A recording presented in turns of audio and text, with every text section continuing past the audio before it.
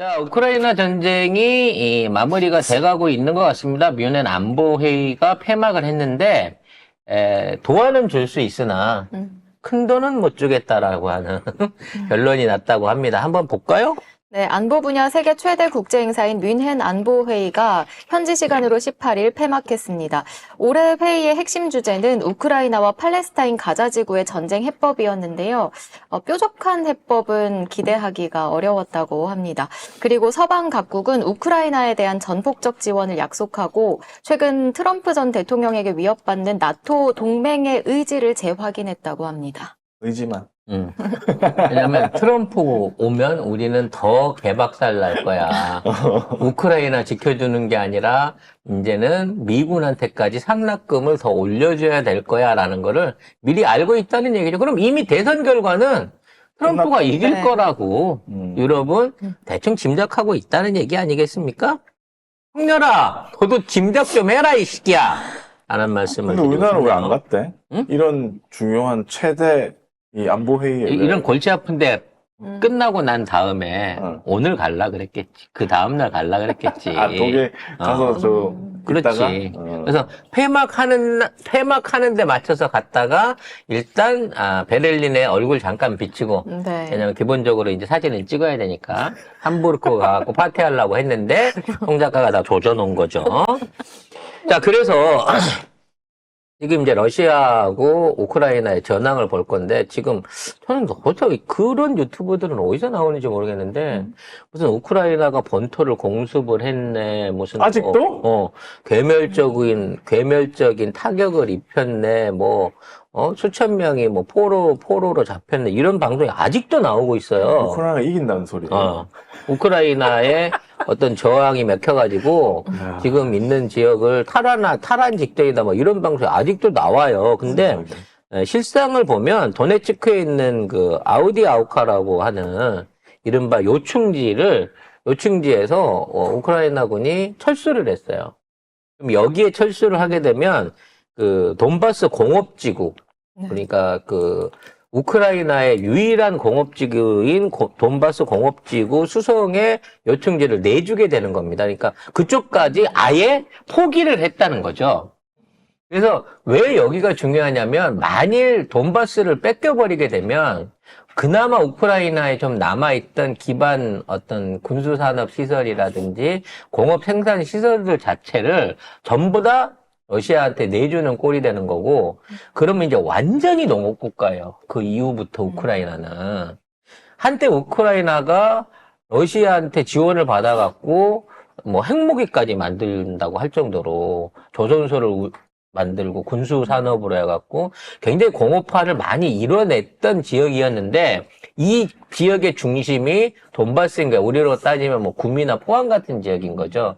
여기를 지키기 위해서 마지막까지 사수하려고 했던 아우디아우카를 사실상 포기를 했고, 그로 인해서 우크라이나 내부에 러시아 점령지가 더 확대될 거다라고 하는 얘기들이 지금 나오고 있는 상황입니다.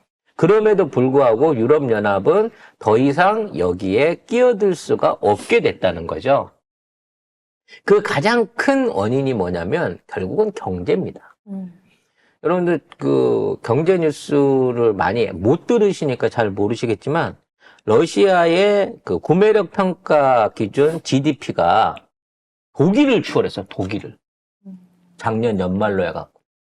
그래서 독일이 5조 3,100억 달러 정도의 GDP를 갖고 있었는데 작년 연말로 러시아가 5조 7천억 달러를 넘어서면서 5조 5천억 달러를 넘어서면서 7,300조 원 규모의 GDP를 끌어올리게 되면서 유럽 1위가 됐습니다. 그러면서 세계 5위가 된 거죠. 쉽게 말해서 옛날엔 독일이 유럽에서 제일 돈 많았잖아요. 지금은 러시아가 돈이 제일 많은 거예요. 더군다나 독일은 걷어 먹여야 될 애들이 수두룩하잖아, 주변에. 자기가 열심히 벌어도 걷어 먹여야 될 사람이 쭉 달려있는 가장인 거고, 러시아는 혼자 독식을 해야 돼. 독식을 할 수 있는 그런 국가란 말이죠. 그럼 이게 어떻게 해서 가능했느냐? 결국은 전쟁 덕분인 거예요. 전쟁 덕분에 러시아는 유가를 최대한 끌어올렸고요. 이 끌어올린 유가를 바탕으로 러시아 전체 생산 산업, 게 GDP, 생산 GDP의 3분의 1에 해당하는 군수 산업 비중을 60에서 65%를 증강을 시킨 거예요. 러시아 안에 고용이 잘 될 수밖에 없는 게 러시아에 그동안 침체돼 있던 경제를 군수 산업으로 키워버린 거야. 그러니까 돈이 확 올라가면서 가스하고 석유로 버는 돈은 그 돈대로 벌면서 안에 있는 군수 산업도 올라간 거예요. 그래서 이런 결과는 미국이나 러시아가 똑같이 수혜를 누렸는데 문제는 러시아는 계속 이걸 소비할 수 있었기 때문에 3년 내내 공장을 풀로 돌렸어요. 근데 미국은 돌리기는 돌렸으나 이거를 갖다가 100% 완벽하게 돌리질 못한 거야. 왜냐면 미국 안에 제조업 기반들이 너무 많이 묻어져 있기 때문에 결국 우리나라한테도 손을 벌려야 되고 중국제 부품을 사다가 해야 되는 상황이 있었기 때문에 오히려 군수 산업에 의해서 돈을 벌어들인 건 러시아였고 그걸 통해 갖고 그나마 유럽이 러시아한테 좀 힘을 쓸 수 있었던 경제력 부분까지도 추월을 당해버렸다는 거지. 그래서 부랴부랴 평화산업을 하려고 하는 거예요. 왜? 지금 이 상황에서 전쟁이 계속 이루어지면 러시아는 계속 군수공장을 돌립니다.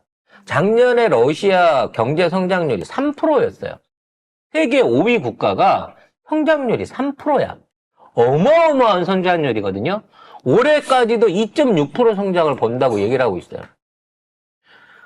전체적인 유럽 GDP 규모 안에서 이제 2, 3년만 이 추세로 계속 전쟁이 유지되면 러시아의 경제력이 앞으로 EU의 경제력하고 맞짱을 뜰 정도까지 성장을 해서 독일이 그동안 EU에서 하던 역할을 러시아가 대체할 수도 있다는 유기론이 나오고 있습니다. 작년 GDP 증가율 3.5%. 어마어마한 성장을 한 거예요. 이거 무슨 개발도상국 이런데 아프리카 국가가 아니라고 이 나라는. 근데 무슨 뭐 얘네가 반도체를 하기를 해요. 자동차를 하기를 해요. 오로지 군수산업하고 에너지 사업으로만 이만큼의 돈을 벌어들이게 만든 거고 이게 이 전쟁 덕분인 거예요. 구매력 평가 지수 기준 GDP가 세계 5위인데 중국, 미국, 인도, 일본, 러시아죠. 그러니까 전통적인 강국에서 사실 러시아 10위권 밖에 있었거든요. 전쟁해갖고 이거를 한때는 뭐 모라토리엄 얘기 나오던 러시아가 유럽에서 제일 부자인 나라를 만들었고 이거를 진짜 바이든의 멍청한 우크라이나 전쟁이 이걸 끊어왔다는 겁니다. 그래서 이거를 갖다가 이제 군수 산업을 어떻게든 줄여보기 위해서 에너지 가격 축소하고 그다음에 전쟁을 평화로 이끌면서 이걸 끝내고 싶은데 문제는 전쟁이 끝나고 났을 때에도 이미 이제 무기가 다 소진 상태예요. 유럽의 무기고 창고 다 비었어요. 근데 이걸 채워줄 만한 능력이 없다는 거죠. 전쟁이 끝났으면 최소한 이제 자기 나라를 지켜야 돼. 왜? 우크라이나를 지킬 때는 우크라이나 전선에 모든 무기들이 서방 무기들이 대리전으로 거기가 있었는데 이제는 수천 킬로에 달하는 러시아하고 국경선을 대고 있는 유럽 국가들이 또는 거기다 조금 떨어져 있는 국가들이 스스로 자기 방어를 해야 된단 말이야. 그럼 무기가 있어야 된다는 우크라이나가 다 써버렸어. 그래서 미국한테 달라 그래. 미국이 못 줘요. 지네 줄 물건이 없어. 그래서 그걸 다 우리나라한테 주겠다고 얘기를 하고 있습니다. 우리나라가 다 만들어서 납품할 거라고. 그럼 현찰을 내고 물건을 달라 그래야 될 거 아니야? 네. 왜 우리 빚내서 물건을 지네 무기고를 채워달라 그러는 건데? 어? 무슨 15년 후에 주고 30년 후에 줄 돈을 가지고 우리 세금 들여갖고 무기 만들어서 거기다가 무기고를 채워달라 그러는 건데 미국 놈들은. 이거 외교 잘못하면요. 진짜 큰일 나게 생겼어요. 반면에 러시아는 중동이나 그동안 어떤 러시아 무기의 우수성이라든지 가격성, 효능성을 확인한 국가들, 중동 국가들로부터 계속해서 우리도 무기 주세요. 우리도 대포 주세요. 우리도 전차 주세요라는 이 주문들이 답지를 하고 있다고 합니다. 쇄도를 하고 있다고 합니다. 결과적으로 미국의 군수산업은 앞으로 사양길을 가게 되네, 전쟁이 끝나면. 러시아의 군수 산업은 앞으로도 떨어질 가능성이 별로 없어 보인다는 거야. 그리고 에너지 패권에서 미국이 손을 놔버렸기 때문에 유가를 떨어뜨려 가지고 러시아의 재정에 피해를 주려고 하는 정책도 쉽게 실행할 수가 없다는 거야. 이제 세계 유가는 중국이랑 러시아가 알아서 결정할 수 있는 수준이 돼버렸다는 거죠. 이번 전쟁은 사실상 서방 측의 완벽한 패배로 끝나게 될 가능성이 높아 보입니다. 우리는 그 5개 나라 중에 중국하고 러시아를 빼버렸잖아. 일본한테는 왕따 당하고 있고요. 그리고 미국한테 개무시당하고 있고. 중국하고 보는 손해, 중국하고 무역이 줄어서 보는 손해를 유럽이랑 타결하겠다. 유럽도 자기네 못 살아가지고 죽겠는데 지금. 그러면서 북한이 일본이랑 수교를 하더라도 우리가 쿠바랑 수교를 했기 때문에 거기서 얻을 수 있는 경제적 이득이 엄청나다라고 얘기를 하고 있습니다, 여러분. 쿠바가 무슨 상이네. 쿠바는요, 인구가 1,000만 명이고 아, 머리야. 한 달 국민 소득이 우리 돈으로 2만 원이에요. 근데 북한은 얼마입니까? 북한 인구 얼마예요? 2,500만. 2,500만 명 아니에요. 그런 데다가 북한은 가까이 있으면서 풍부한 지하 자원과 전 세계에서 가장 우수하다고 평가받는 노동력을 갖고 있는 국가예요. 싸고. 싸고 우수하고.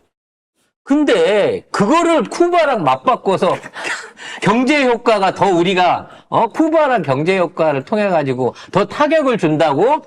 어디서 그런 말도 안 되는 개수작을 떨고 있어.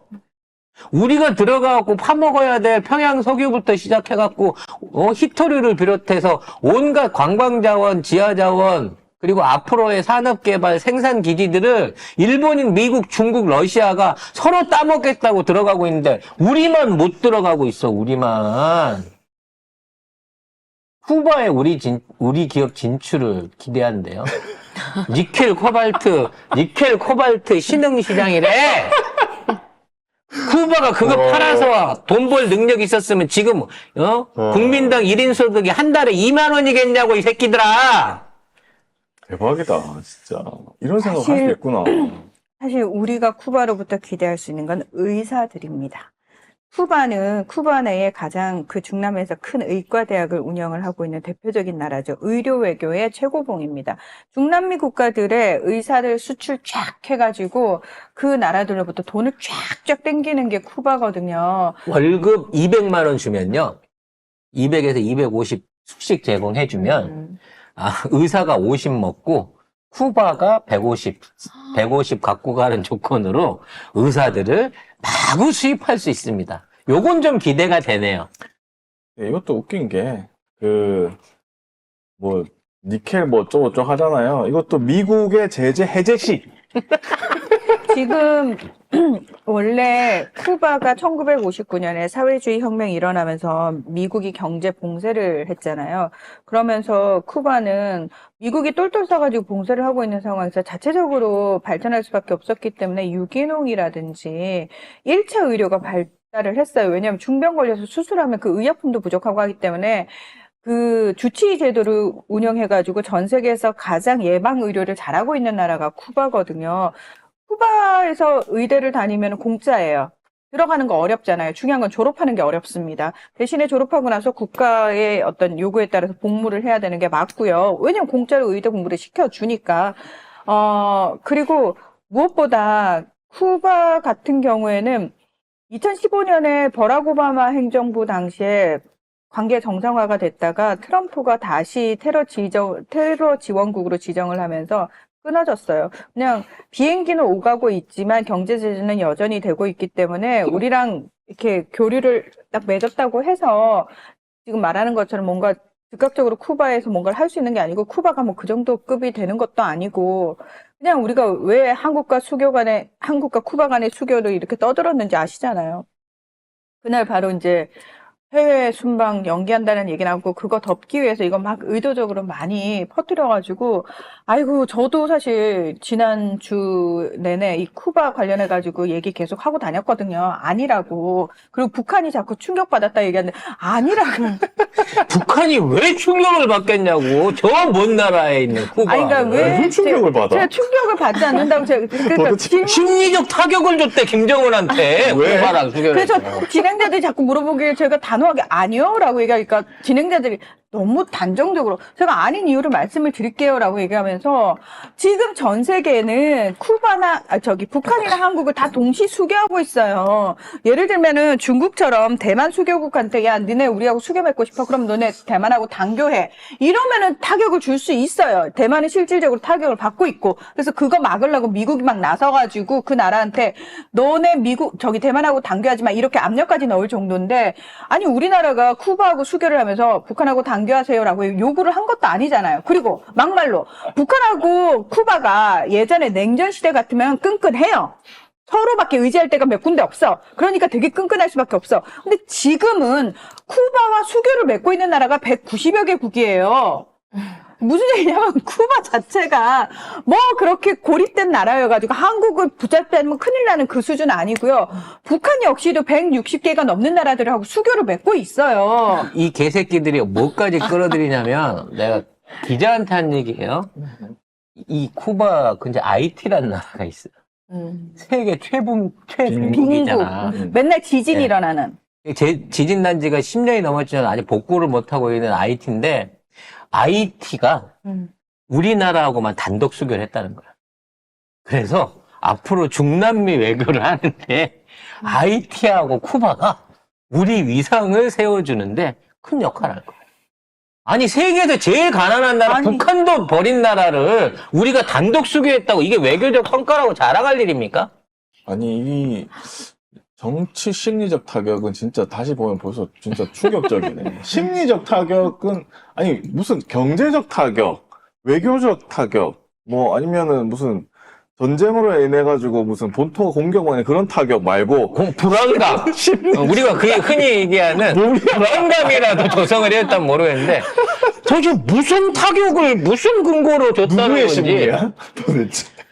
아, 러시아 얘기하다 보니까 여기까지 왔습니다만 다시 러시아 얘기로 지금 돌아가서 답답하다. 쿠바 상황 잠깐 설명을 드리면은 일단 2019년에 다시 대통령제로 복귀를 해가지고요. 미겔 디아스 카넬이라는 사람이 대통령을 맡고 있는데 이게 뭘 의미하냐면은 카스트로 체게바라하고 카스트로 형제가 같이 사회주의 혁명을 했어요. 그래서 형이 먼저 하고 형 죽고 나서 동생이 이어받았는데 2019년에 공식적으로 이 혁명 1세대는 정치 일선에서 다 물러났습니다. 이 미겔 디아스 카넬 대통령 같은 경우에는 1960년생이에요. 혁명 이후 세대예요. 그래서 정치 노선은 물론 그 혁명 세대와 궤를 같이 하고 있지만 이미 경제 부분에 있어서는 개혁 노선을 천명을 한 상황이고 예전에 JTBC에서 이재훈하고 류준열이 쿠바를 여행 간 그 프로그램을 할 때만 해도 인터넷이 활성화되지 않았어요. 와이파이도 일정 장소에만 가야 되고 요금도 비쌌어요. 그런데 이미 지금은 쿠바 내에 인터넷이 다 풀렸어요. 그래서 예전하고 지금의 쿠바, 예전이라 하면 북한의 형제국이야 이걸 강조할 때의 쿠바하고 지금의 쿠바는 이미 거의 다른 나라라고 볼 정도로 내부적으로 상당히 많이 바뀌었습니다. 분위기 자체가. 자, 갑자기 러시아 얘기에다가 쿠바 얘기 나왔으니까 워낙 쿠바를 요새 띄우고 있어서 해본 소리입니다.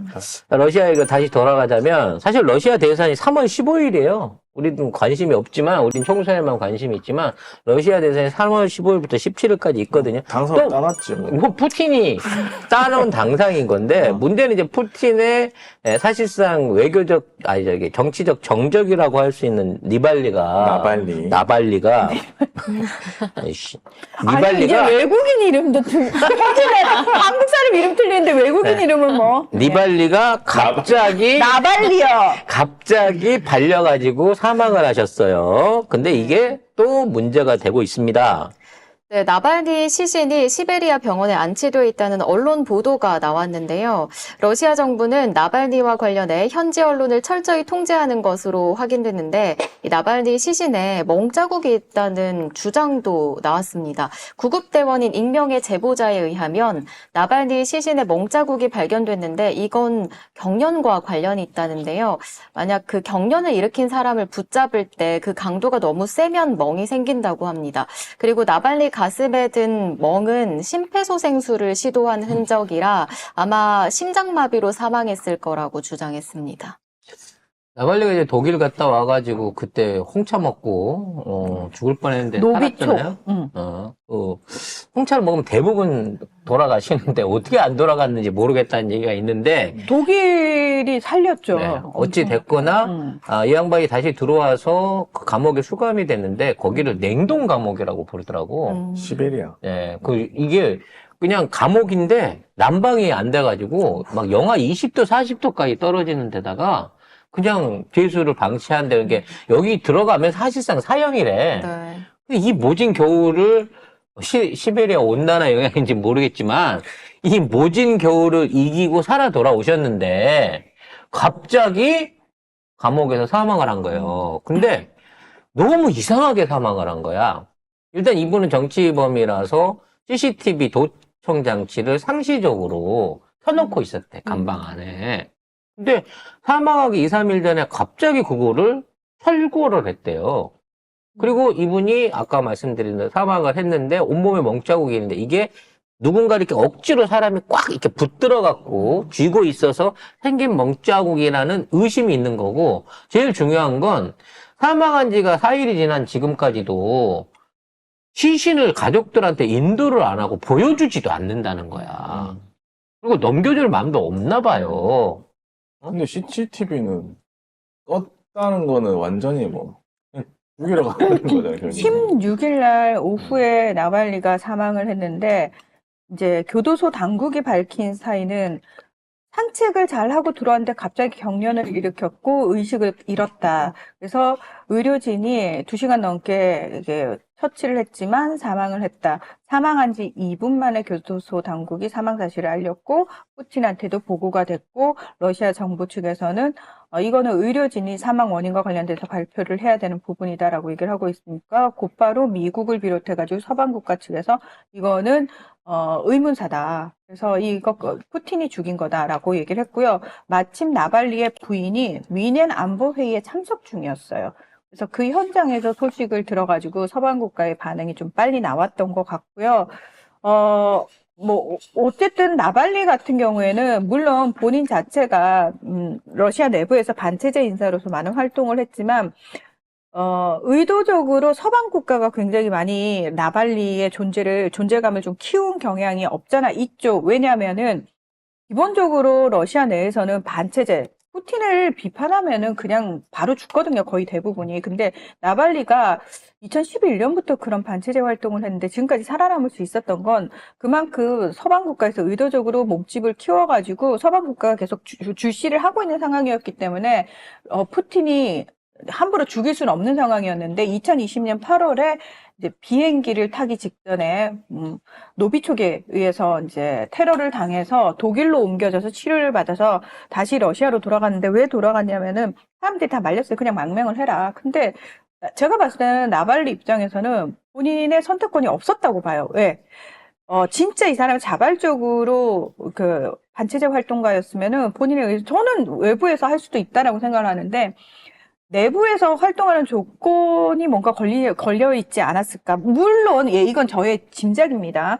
저는 이제 서방 국가가 의도적으로 나발리를 키웠다고 생각을 하는 부분이 일정 부분 있기 때문에 말씀을 드리는 거고요.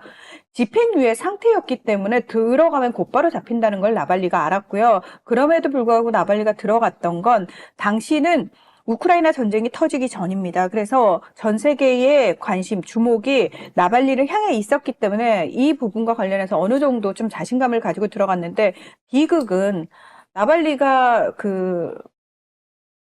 수감되고 나서 얼마 안 있어서 전쟁이 벌어졌다라는 그러면서 거죠. 관심에서 지워졌죠. 국제사회의 관심이 나발리한테 갈 수가 없는 상황이 돼버렸어요. 물론 내부적으로 계속 나발리와 나발리 그 지인 측근들이 계속해서 관련해서 활동을 했지만 이게 국제사회의 주목을 그 전보다 많이 끌지는 못했고요. 심지어 나발리의 변호사 3명이 있었는데 2명도 체포가 됐어요. 1명밖에 안 남아있는 상황이었어요. 그러니까 이 모든 게 쉽지 않았는데 저는 이 상황에서 나발리의 부인이 미넨 안보회의에 참석을 하고 있었단 말이에요. 이거는 이제 부인 입장에서는 어떻게든 자기 남편의 안위와 관련해가지고 좀 주의를 집중시킬 필요가 있었고, 미넨 안보회의 자체가 이번에는 색깔 자체가 뭐 작년에도 그랬습니다만, 러시아를 비판하는 색깔을, 그게 주요 의제였기 때문에 굉장히 나발리의 부인이 초청된 건 너무나 보기에 좋았죠. 그런데, 근데 좀 공교롭네요, 이럴 때. 네. 아무튼, 푸틴의 반대편에 서 있다가 현재 이런 식의 사망한 사람이 서방 국가들 통계로 2년 새 50명째라고 합니다. 50명도 나가볼 때 적은 네. 것 같은데. 50명도 아마 공식적인 인원일 걸로 생각되는데 과연 51번째는 누굴까? 왜 갑자기? 아니 그냥 51번째는 그 누굴까? 51명이 뭐 외국인일 수도 있다고 생각하시는 외국에 거예요? 나가서 있다가 당할 수도 있지 않을까? 러시아인이 아니어도 당할 수 있다는 거예요? 뭐 그런 생각도 아하. 지금 해보게 됩니다.